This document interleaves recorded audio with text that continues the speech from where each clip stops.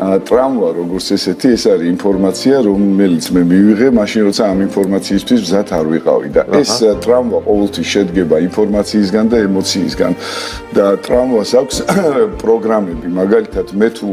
თქვა სიტყვაზე დედამ მიმატოვა ბავშვობაში მე მაქვს მიტოვებულობის განცდა მაგრამ ამავე დროს მაქვს პროგრამები რომ ცხოვრება სახიფათოა მე ვერაფერს ვერ მივაღწევ და ასე შემდეგ აი პროგრამები რომ დაპროგრამებულები ვარ და ეს პროგრამები ხელს გვიშლის ცუდ გადაწყვეტილებებს გვაღებინებს მაგალითად როცა რაღაცა უნდა გავაკეთოთ და წარმატებას მივაღწიოთ ამას არ ვაკეთებთ იმიტომ რომ შინაგანად გვეშინია და ვერც ვიგებთ რატო არ ვაკეთებთ და